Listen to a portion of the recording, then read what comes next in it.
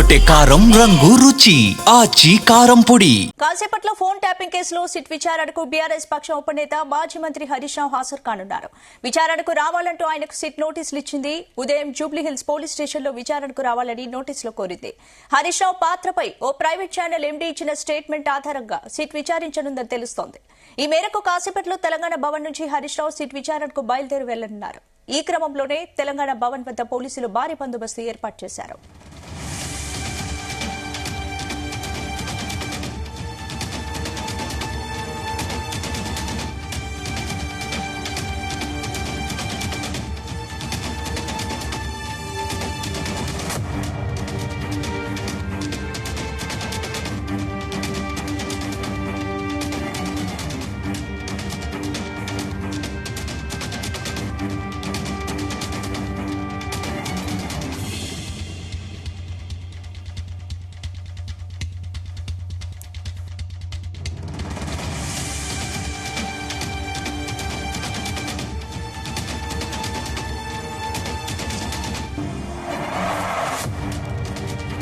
కాసేపట్లో phone tapping కేసులో SIT విచారణకు బీఆర్ఎస్ పక్ష ఉపనేత మాజీ మంత్రి హరీష్ రావు హాజరు కానున్నారు.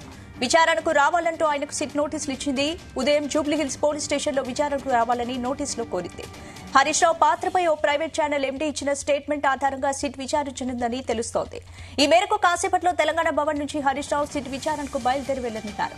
ఈ క్రమంలోనే తెలంగాణ భవన్ వద్ద పోలీసులు భారీ బందోబస్తు ఏర్పాటు చేశారు.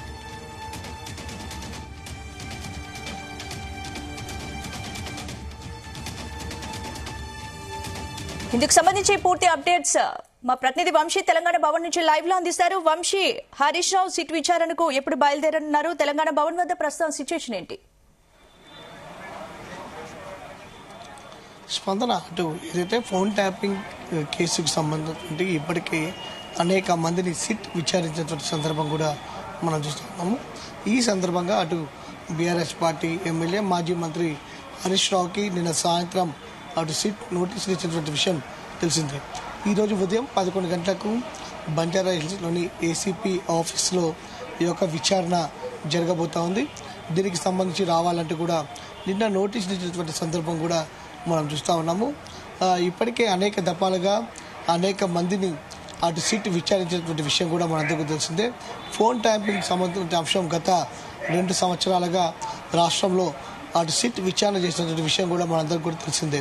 ప్రజెంట్ రాజకీయంగా నిన్న అటు బీఆర్ఎస్ పార్టీ ఎమ్మెల్యే మాజీ మంత్రి హరీష్ రావుకి నిన్న సిట్ విచారణకు రమ్మని ఆదేశించడం, నోటీసులు ఇవ్వడం రాష్ట్రంలో రాజకీయంగా కూడా ఒక ఇంత సంచలనంగా మారిందని కూడా చెప్పవచ్చు.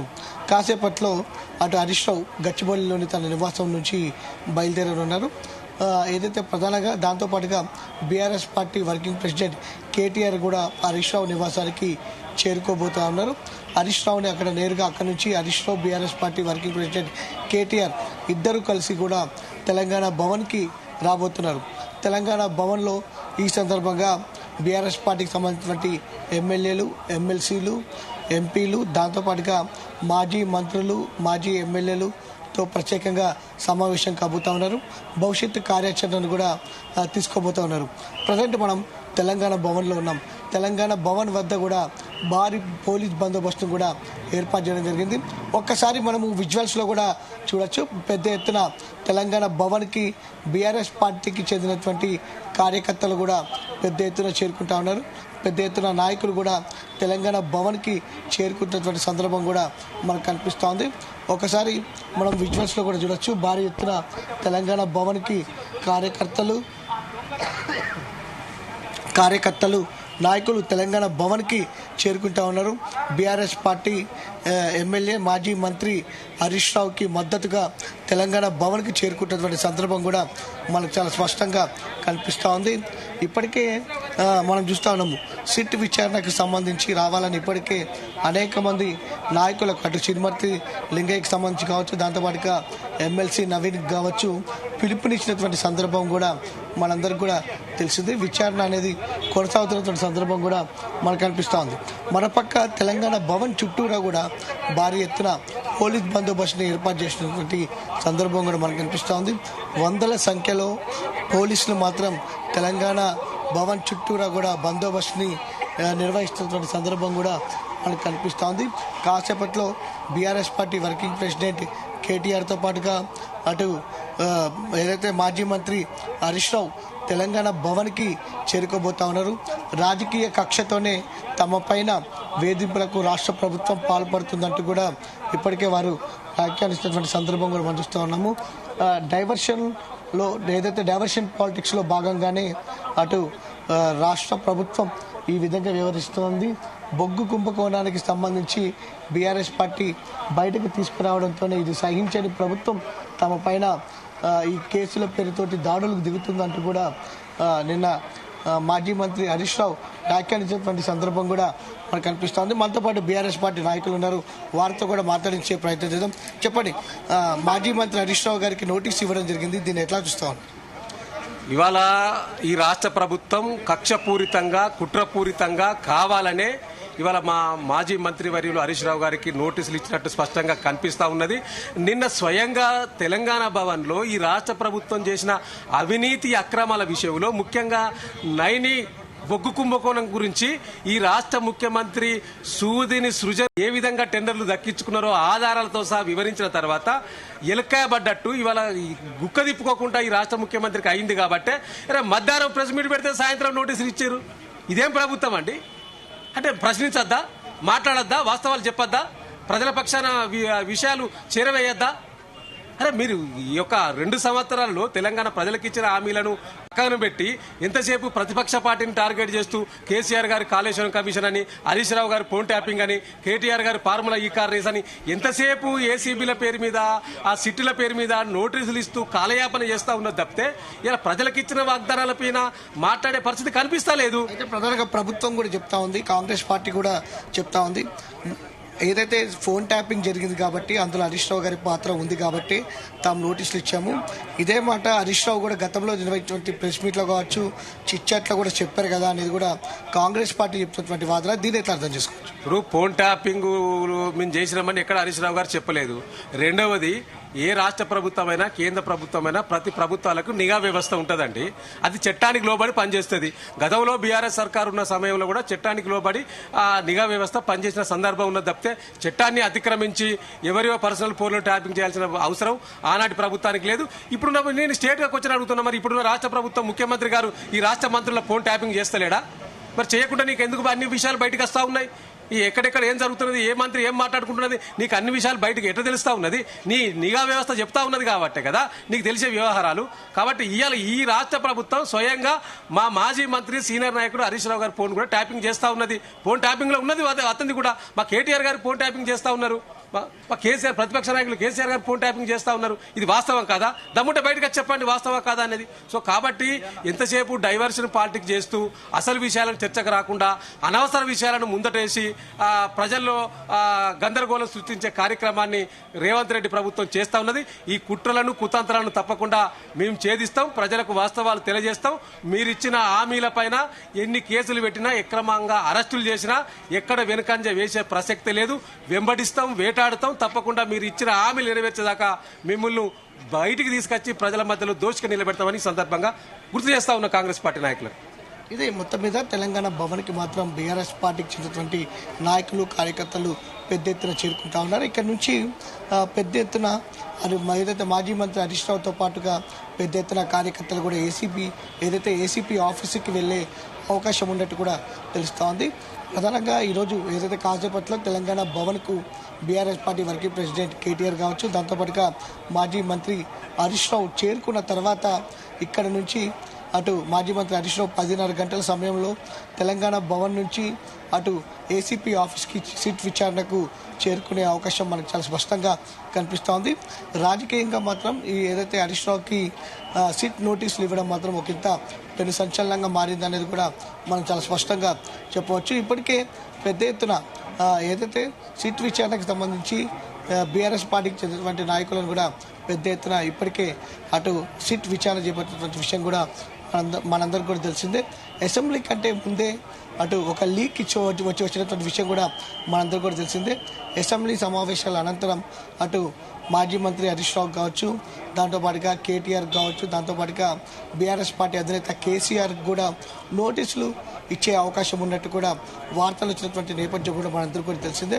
ప్రజెంట్ విచారణలో భాగంగానే తాము ఈ ఏదైతే మాజీ మంత్రి హరీష్ రావుకి నోటీసులు ఇచ్చినట్టు పోలీస్ శాఖ చెప్తున్నటువంటి సందర్భం కూడా మనకు కనిపిస్తుంది. స్పందన వంశీ, ఇప్పుడు అంటే ఇప్పటి వరకు సంబంధించి హరీష్ రావు కేటీఆర్ అక్కడ విజువల్స్ చూస్తే తెలంగాణ భవన్ కి చేరుకున్నట్టు కూడా తెలుస్తోంది. హరీష్ రావు ఇంకా ఎంతసేపట్లో తెలంగాణ భవన్కి వచ్చే అవకాశం? కాసేపట్లో ప్రజెంట్ గచ్చిబౌలిలోని ఆయన నివాసానికి సంబంధించి ఇప్పటికే కాసేపట్లో బయలుదేరబోతున్నట్టు కూడా తెలుస్తుంది. ఆయన నివాసం నుంచి తెలంగాణ భవన్కి విత్ ఇన్ హాఫ్ అన్ అవర్లో ఆయన చేరుకునే అవకాశం కనిపిస్తుంది. Present BRS party working president KTR కూడా అటు హరీష్ రావు నివాసానికి చేరుకున్నట్టు కూడా మనకు హరీష్ రావు నివాసం వద్ద కూడా కాసేపట్లో ఇద్దరు కలిసి కూడా వంశీ హరీష్ రావు నివాసం వద్ద ఎలా ఉంది సిచ్యువేషన్ ప్రెసెంట్? ప్రజెంట్ ఇప్పటికే పెద్ద ఎత్తున కార్యకర్తలు నాయకులు కూడా హరీష్ రావుకి మద్దతుగా అక్కడికి చేరుకుంటా ఉన్నారు. తదుపరి అక్కడి నుంచి కూడా బీఆర్ఎస్ పార్టీ వర్కింగ్ ప్రెసిడెంట్ కావచ్చు, దాంతోపాటుగా ఏదైతే హరీష్ రావు కావచ్చు, వీరిద్దరు కూడా కలిసి తెలంగాణ భవన్కి రాబోతా ఉన్నారు. తెలంగాణ భవన్లో మీడియా సమావేశం నిర్వహిస్తారు. మీడియా సమావేశం నిర్వహించిన అనంతరం బీఆర్ఎస్ పార్టీ ఇచ్చినటువంటి ముఖ్య నాయకులతోటి కూడా సమావేశం కాబోతా ఉన్నారు. ఈ సమావేశంలో భవిష్యత్ కార్యాచరణ కావచ్చు, ప్రభుత్వం అటు బీఆర్ఎస్ పార్టీ నాయకులకు సంబంధించి వేధింపులకు గురి చేస్తుందంటూ కూడా గతంలోనే BRS party working president KTR కూడా వ్యాఖ్యానించినటువంటి సందర్భం కూడా మనకు కనిపిస్తూ ఉంది. కాసేపట్లో తెలంగాణ భవన్కి చేరుకుంటారు. చేరుకున్న తర్వాత ఇక్కడ నాయకులతో సమావేశం నిర్వహిస్తారు, మీడియా సమావేశం నిర్వహిస్తారు.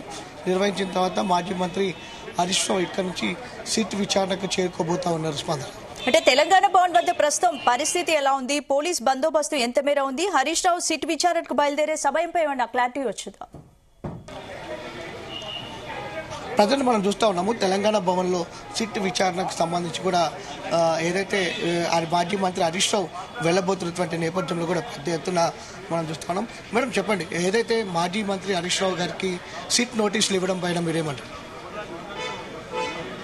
అంటే రేవంత్ రెడ్డికి అలవాటు అయిపోయింది, ఎప్పుడు ఎన్నికల ముందు ఎవరినో ఒకళ్ళ మీద ఈ కేసులు బనాయించడం, పోలీసులు అంటే లీక్ చేయడం, దాని పోలీసుల ద్వారా మరి కేసులు పెట్టియడం రేవంత్ రెడ్డి గారు అధికారంలోకి వచ్చినప్పటి నుంచి ఆయనకు అలవాటు అయిపోయింది.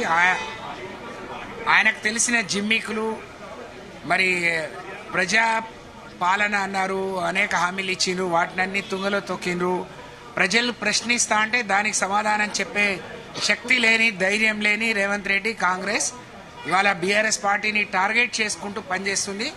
నీ తాటాకు చప్పుళ్లకు మా నాయకులు భయపడరు, మేము భయపడం. తప్పకుండా మాకు న్యాయస్థానం పట్ల నమ్మకం, విశ్వాసం ఉంది. తప్పకుండా అందులో తేల్చుకుంటాం. కానీ రేపు ఈ పరిణామాలకు మాత్రం రేవంత్ రెడ్డి గారు కాంగ్రెస్ పార్టీ పెద్ద మూల్యం చెల్లించుకోబోతుంది అని చెప్పి తెలియజేస్తా ఉన్నాను. ఇది మొత్తం మీద అటు మరోపక్క బీఆర్ఎస్ పార్టీకి చెందినటువంటి నాయకులు కూడా చెప్తా ఉన్నారు, ఖచ్చితంగా త్వరలోనే కాంగ్రెస్ పార్టీ దీనికి తగిన మూల్యం చెల్లించుకోవాల్సి వస్తుందంటూ కూడా అటు బీఆర్ఎస్ పార్టీకి చెందినటువంటి నాయకులు కూడా చెప్తున్నటువంటి సందర్భంగా మనం చూస్తూ ఉన్నాము.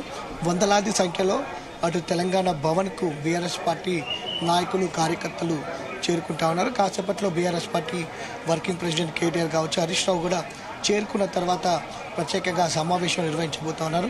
భవిష్యత్ కార్యాచరణ కూడా నిర్వహించబోతా ఉన్నారు. ఒకసారి మనము గేట్ బయట కూడా చూడొచ్చు, పెద్ద ఎత్తున బీఆర్ఎస్ పార్టీకి చెందినటువంటి నాయకులు, కార్యకర్తలు పెద్ద ఎత్తున చేరుకుంటా ఉన్నారు. దాంతోపాటుగా పోలీస్ బందోబస్తు, పెద్ద ఎత్తున పోలీస్ బందోబస్తుని కూడా అటు ఏర్పాటు చేసినటువంటి సందర్భం కూడా మనకు కనిపిస్తూ ఉంది. వందలాది సంఖ్యలో తెలంగాణ భవన్ బయట, తెలంగాణ భవన్ చుట్టూరా కూడా పెద్ద ఎత్తున పోలీస్ బందోబస్తును కూడా ఏర్పాటు చేసినటువంటి సందర్భం కూడా మనకు కనిపిస్తూ ఉంది. ఒక రకంగా పెద్ద ఎత్తున మనం గతంలో చూసాము, ఏదైతే ఏసీబీ ఆఫీస్కి BRS party working president KTR వెళ్ళిన సమయంలో కూడా పెద్ద ఎత్తున కార్యకర్తలు కూడా అక్కడికి వెళ్ళినటువంటి నేపథ్యంలో వారందరినీ కూడా మధ్యలోనే అడ్డగించినటువంటి సందర్భం కూడా మనకు తెలిసిందే. ప్రజెంట్ ఇప్పుడు కూడా అలాంటి పరిస్థితి ఉత్పన్నమయ్యే అవకాశం కూడా ఉన్నట్టు కూడా మనకు తెలుస్తోంది. ఒకసారి మనం విజువల్స్లో కూడా చూస్తూ ఉన్నాము, భారీ ఎత్తున పోలీసులు తెలంగాణ భవన్కి చేరుకున్న సందర్భం కూడా మనకు కనిపిస్తోంది. వందలాది సంఖ్యలో పోలీసులు మాత్రం తెలంగాణ భవన్ వద్ద మోహరించినటువంటి సందర్భం కూడా మనం చూస్తూ ఉన్నాము. స్పందన. Thank you Vansh.